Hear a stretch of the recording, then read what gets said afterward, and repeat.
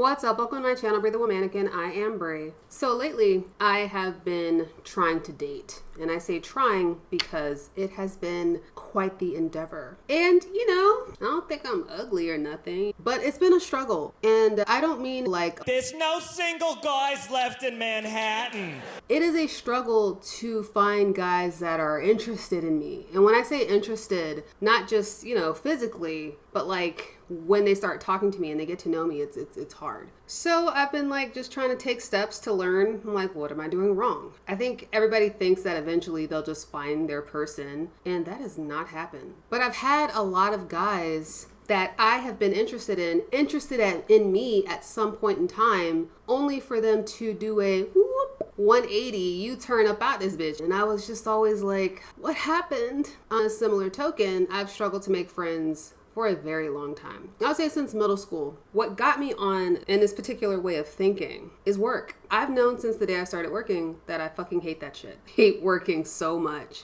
I went to school for fine arts, was never meant to be in a typical office type setting. And even now, I work 100% remotely. My job is located in another state and I really struggle. So I started looking into the fact that I'm neurodivergent more to see maybe it's that. I'm just trying to fix it. I don't know why I'm not like these other people at this job. I started looking into how being neurodivergent affects me at work. The more I started noticing that it can apply outside of that too. I've talked about being neurodivergent before. I talked about being neurodivergent when I was at work. Also in terms of dating with guys, I made a video about when I like them, they don't like me. In terms of social struggles, I made a video about being an Oreo. So I've talked about this topic a few times in a few different ways, but I'm approaching it differently this time. I just felt a calling. I don't know why. Long story short, I was diagnosed with ADHD when I was 8. I was on meds in elementary school. I took a break from them in middle school, and then I got back on them in high school. I was kind of on them like on and off.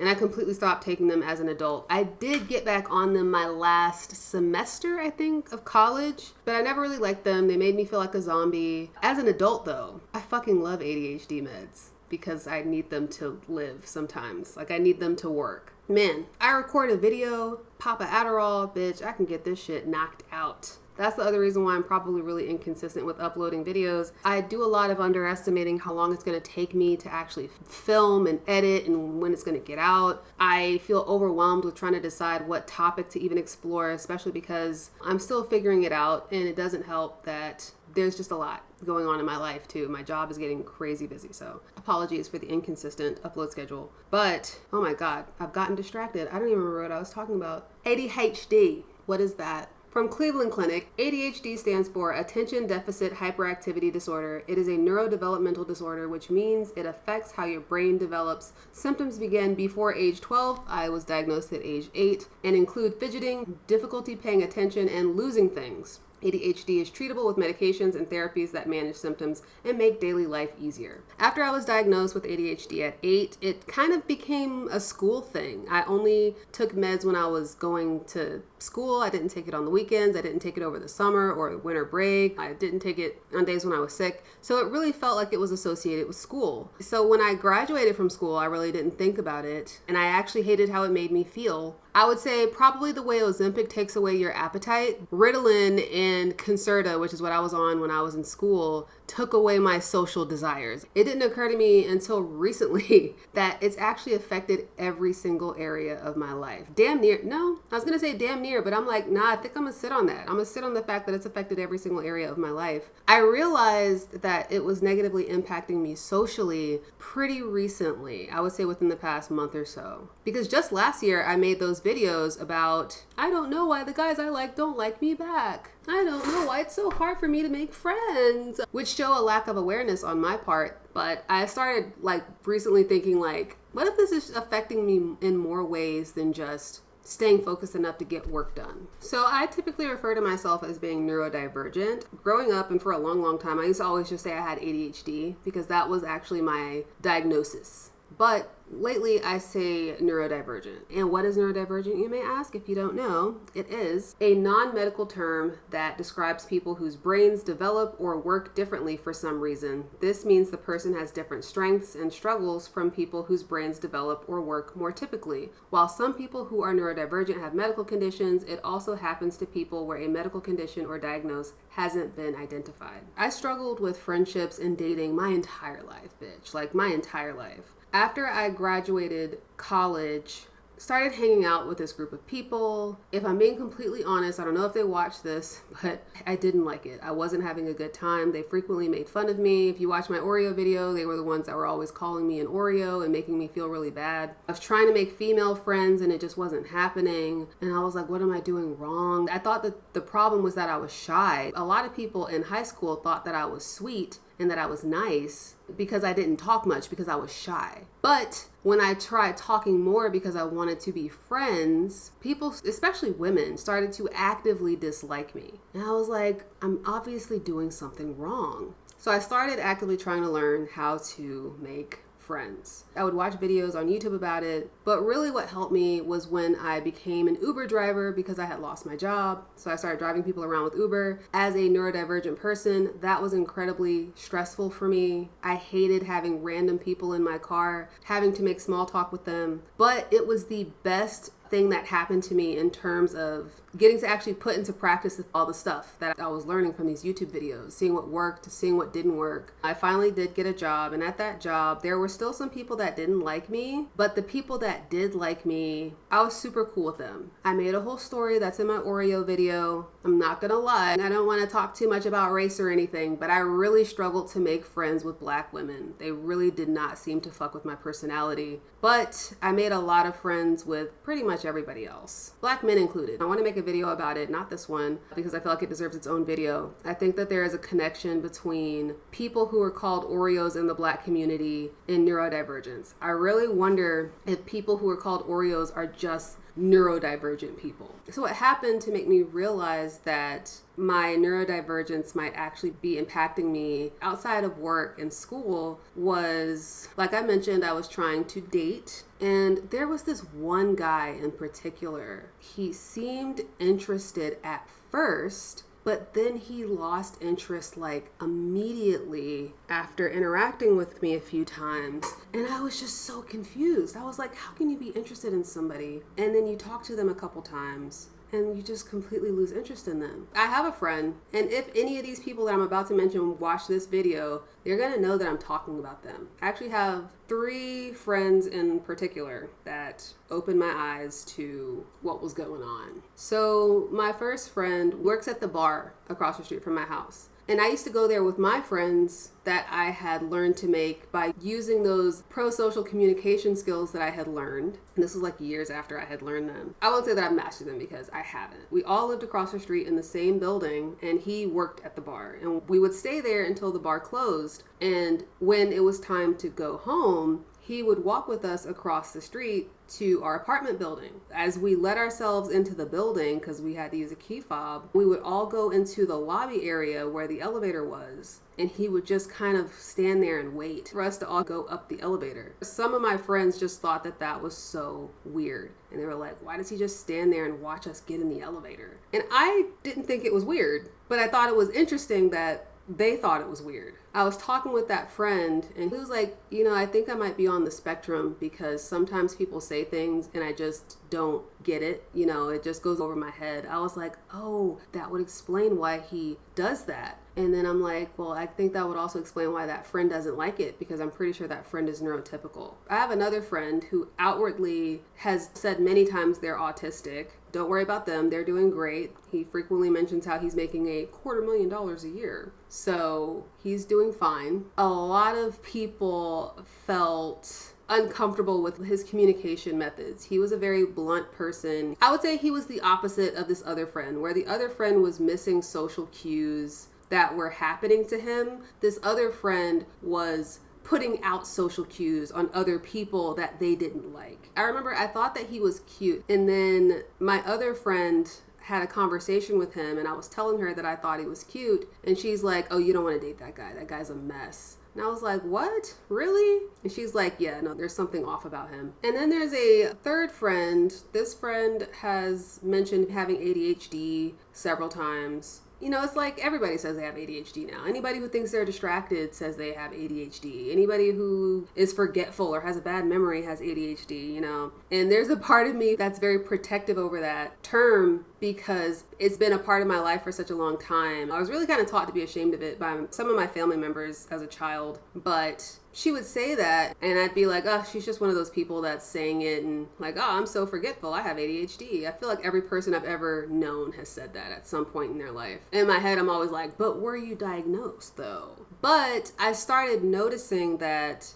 people did not view a lot of her social interactions favorably. She would like casually drop like major accomplishments in regular conversation. Think Tahani from The Good Place. If you've seen The Good Place, I like Tahani, like when she'd be like... Ironically, that's exactly what Vin Diesel asked me when Dwayne Johnson refused to appear in The Fast and the Furious 9.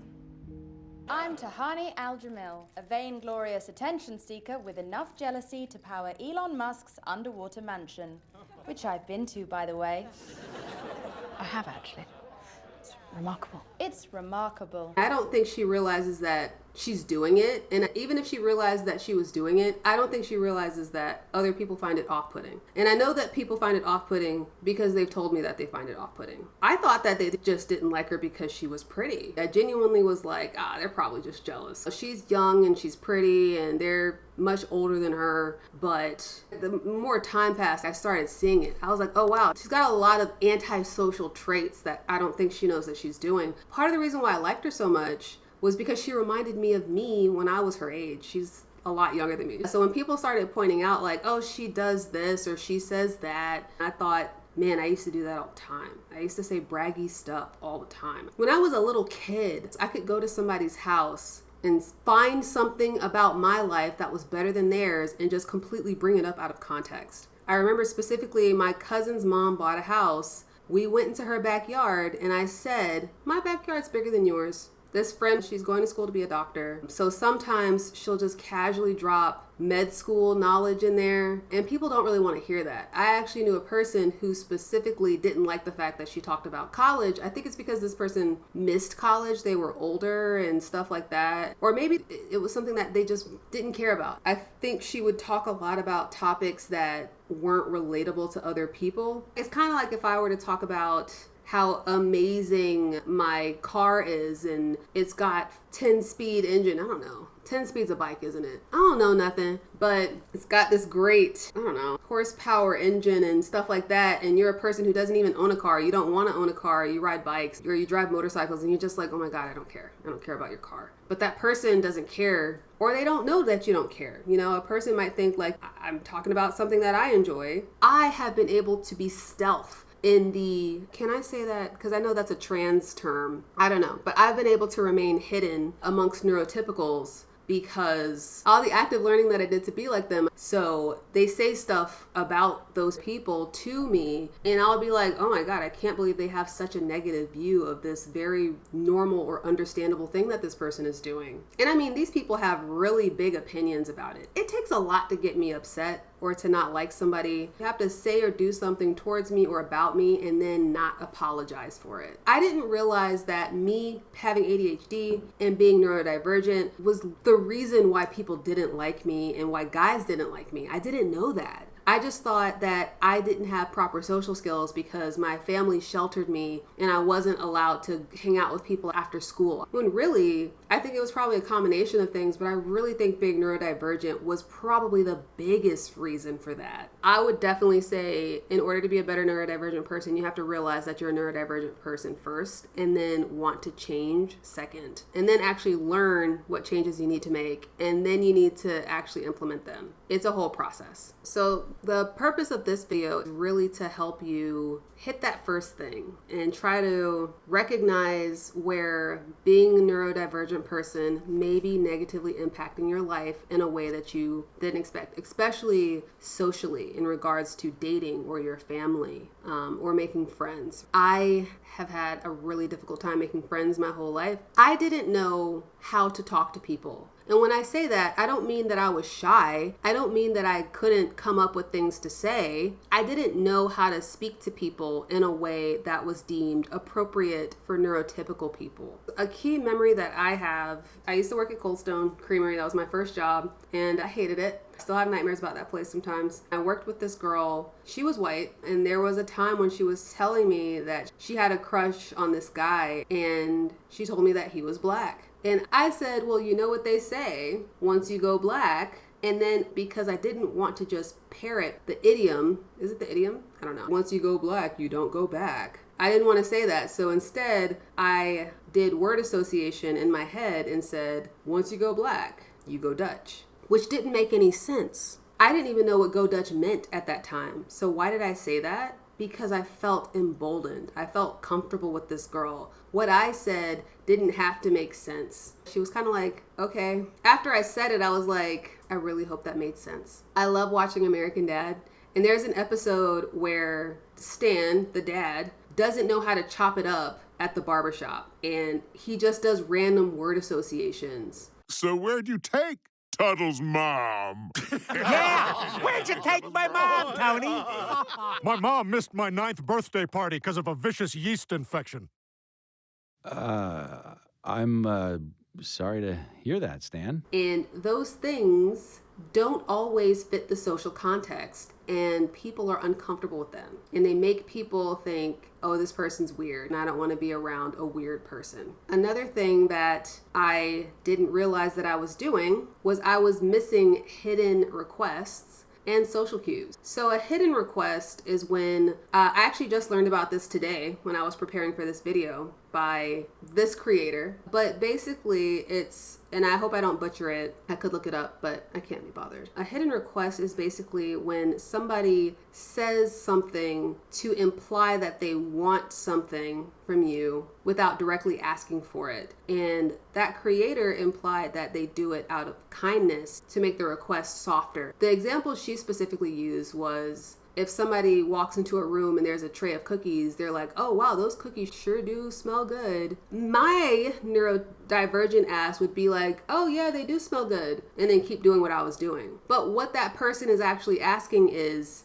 can I have a cookie? There was another time where I was in high school and my class went to the computer lab, and there was a popular girl who was sitting in the chairs, and I skipped a seat because I didn't have any friends in this class. I didn't want to sit right next to her because I thought it was awkward because we weren't friends. I wanted to be popular so bad in high school though, so fucking bad. But I skipped a seat and sat in the seat next to that one. So it was me, empty seat, her, and the other popular people. She looked over at me and she was like, Brianna, you're sitting so far away. And I looked over at her and I was like, yep. And I didn't move. That was a hidden request, or I guess in that case, that was an invitation. That was a hidden invitation. She was saying, why don't you move closer? And I didn't, because she didn't say, Brianna, why don't you sit closer? She could have just said that. I didn't learn hidden requests. I don't know when people learned it. I think it's something that they should teach in school so us neurodivergent people know that it's happening. Because bitch, I don't know. This also has happened a couple of times in flirting. There was a guy, oh my God, he used hidden requests all the time as a flirting method. He is Caucasian. Obviously, I am black. And I was telling him about how I got a new car, and my car is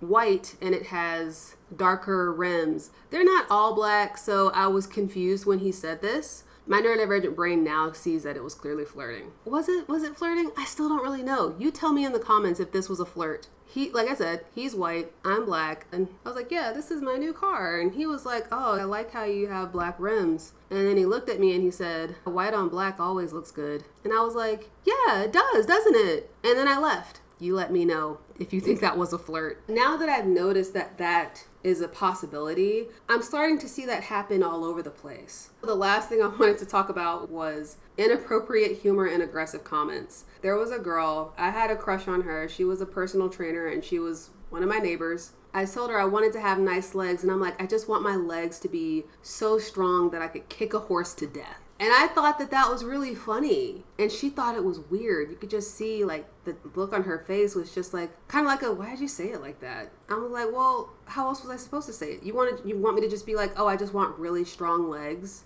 That's boring. Or do you want me to say I want strong legs like some relevant celebrity? Well, I don't know any relevant celebrities, okay? Isn't my example more colorful? Doesn't it give you like the imagery, you know? You're not actually supposed to picture me kicking a horse to death. You're just supposed to picture somebody with really nice legs, all right? That's also definitely something that one of those 3 people that I mentioned earlier does all the time. They say things like aggressively, but like as a joke. It's like if somebody was pushing a baby in a stroller and you were like, man, I'm so hungry, I could like strangle and eat that baby. Obviously, you're not gonna do that. However, it's a very violent joke and people don't like that. Go figure. I'll say too, I fucking hate living in a world full of neurotypicals, which makes me wonder, whose responsibility is it to change? Is it neurotypical people? Should they change to be more direct and say, hey, I think you're pretty and we should go on a date? Or is it my job to change and be able to tell that when a white boy tells me that he thinks black rims on a white car always looks good? I don't know what I'm supposed to do with that. If I'm being completely honest, my life has been so hard. And I really wanted to provide some type of light at the end of the tunnel for people who might be struggling to navigate this neurotypical world that we're in. Based on my own personal experience, I would say after you've already acknowledged that you are neurodivergent, I would start doing a lot of research, learning what things about you are neurodivergent. I would watch other neurodivergent creators. If you are autistic, you might benefit from watching ADHD videos as well. Same way the other way around. The other reason too why I didn't catch that having ADHD was affecting me socially is because I would only watch videos about having ADHD, and having ADHD is all about being forgetful and not being able to focus, while being autistic is more about social disconnects. So I would say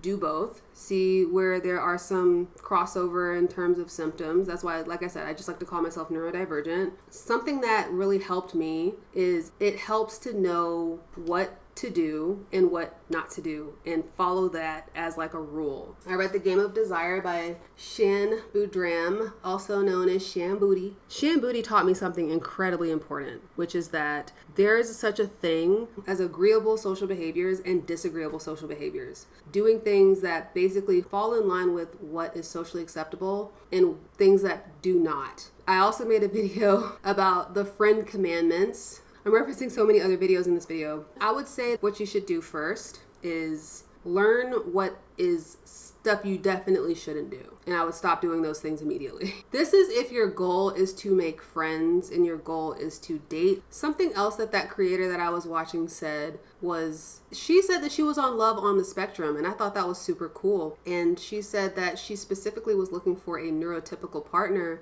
because she wanted to be with someone who had strengths in places where she didn't. And I'm like, bitch, that's exactly what I want. I'm not attracted to neurodivergent men. I'm like, we can't be the same, having the same struggles. I'm sorry. It smells like the cat took a shit in there. Gross. Anyway, I'm sorry, it's gonna bother me. But I knew it was you with your old stanky ass. I got you. I knew it was you with your old stanky ass. Stanking it up. This is Basilton Grim Pitch. If you know where his name is from, you're awesome. Is he a fat boy? You tell me. I'm pretty sure he's overweight. Yeah. Gonna put him on that, but there's like a candle and I don't trust his dumb ass. See, that's the other thing too. Like, was that overly harsh?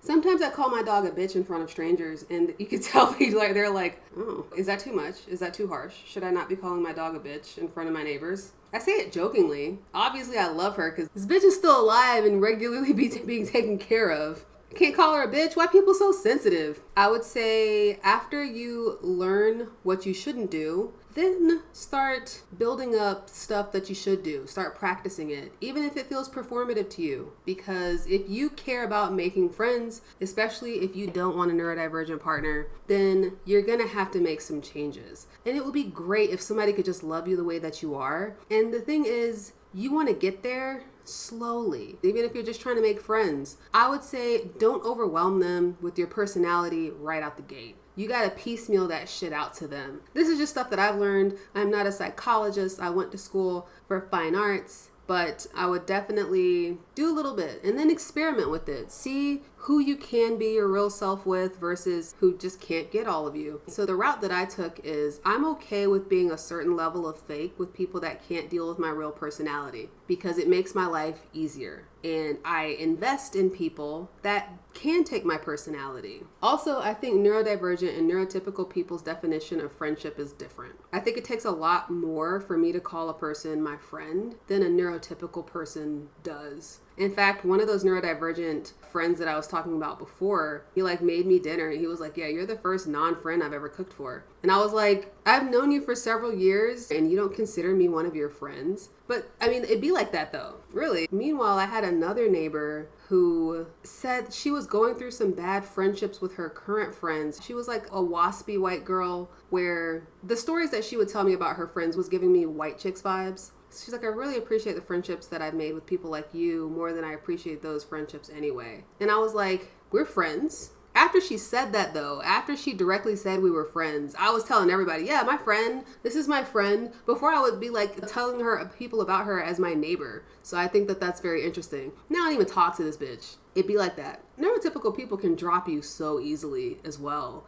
I feel like it's a lot harder for me to walk away from neurodivergent friendships. And I think that a neurodivergent person, in my experience, can handle a lot more stress on a friendship because it takes more to become friends with them in the first place. And your friendship isn't based on your mutual love of Love Island. You probably have had some deep, profound conversations with this motherfucker and you're bonded for life now somehow. But if you're trying to practice your social skills with neurotypical people, I would say practice on some low stakes people. People that you'll never see again. People at the grocery store. If you get into Uber, practice with your Uber driver. Like I said, I learned from being an Uber driver and having like this kind of Russian roulette of people coming in and out of my car all the time. I was getting all different types of people, right? Volunteer, do an event, force yourself to talk to people. I do a little trick where I try to see if I can make a person genuinely like me in the short amount of time that I have with them, no matter who it is, no matter what we're doing. In fact, the more different we are, the better, because it feels like it's more of a challenge. I was even at the park today and a man walked by me and my dog while I was at the park, and I pat myself on the back for not treating him like a murderer. It's just funny. It's more of that man versus the bear thing. That's how men are to me.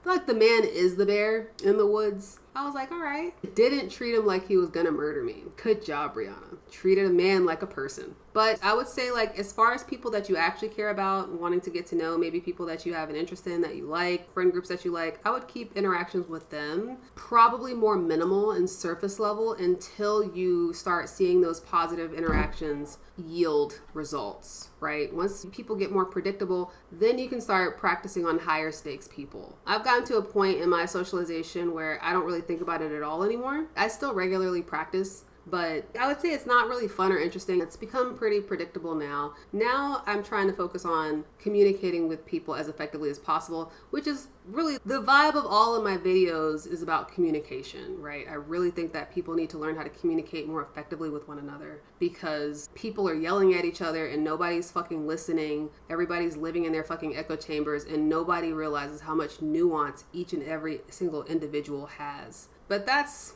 really advanced, I think. I'm not saying I'm an excellent communicator, but I fooled a lot of people. A lot of people don't know that I have been awkward my whole life. I'm like, yeah, because I don't say every single thing that comes in my head. I don't go around telling people that my backyard is bigger than theirs anymore. I'll think that in my head and then just keep that shit to myself. Something that you can also do is let the people that you want to talk to, let them guide the conversation, and you can just participate when you have something to say. Definitely watch their face, gauge their reactions. Did they smile? Did they laugh? I do this at work all the time with my boss. I really try to match the energy of the person and try to say jokes that are similar. And I guess I say my boss because I interact with him like the most. And he's got one of the more riskier personality types where he says slightly spicier things. Like he's not like a vanilla person. He actually makes some pretty edgy jokes for like a boss. And I try to meet him at that same level. I try to say edgy jokes while also trying to be respectful that he's my boss and realizing that this is a work environment. There's something wrong with my camera. Do you see like my hands are up here and my face? It looks warmer now, but then when I do this, it's gonna get cooler. Do you see how I look cooler now? Definitely mirror them. If they talk about work, talk about work. If they talk about a show that they watch, I would listen and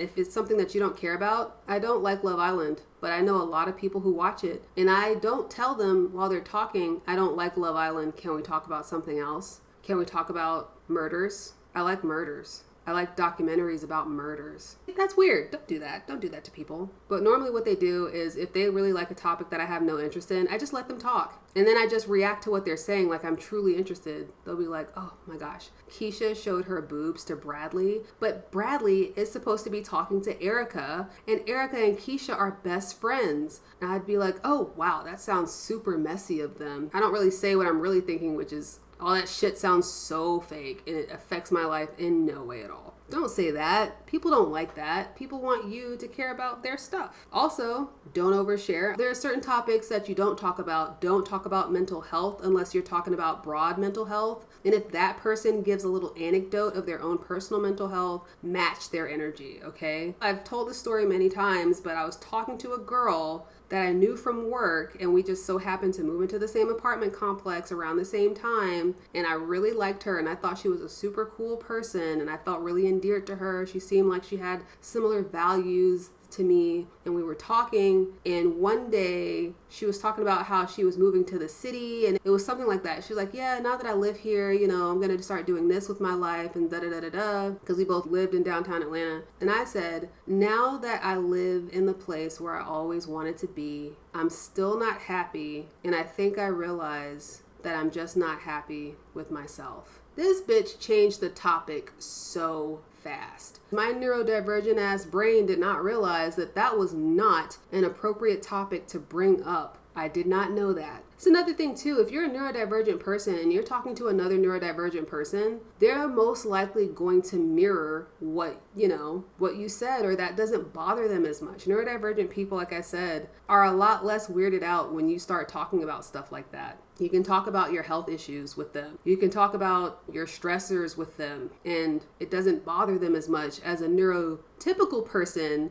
who needs to follow these unspoken rules about propriety and what you are allowed to talk to a person about, depending on your level of comfort with that person and the severity of said topic. I don't know those rules. Those rules are invisible to me, so they don't exist. So I just don't talk about them at all until the other person brings them up. I would say in conversations with people, focus on being an active learner instead of an active participant. Do a lot of listening, paying attention to what other people deem are appropriate topics, because as a neurodivergent person, sometimes you just don't know. Like I have that friend who is always talking about her medical ailments. People don't like that. People have told me that they don't like that. And I brought it up with this person, and she's like, well, you know, I should be able to talk about stuff that's going on in my life. And I'm like, I think that there shouldn't be certain topics that are completely off topic, but unfortunately, this is a neurotypical's world and we're just living in it. So if you care about your social situation, then I wouldn't bring that stuff up. Just like I can't bring up my mental health. I would just totally focus on letting that person guide the situation.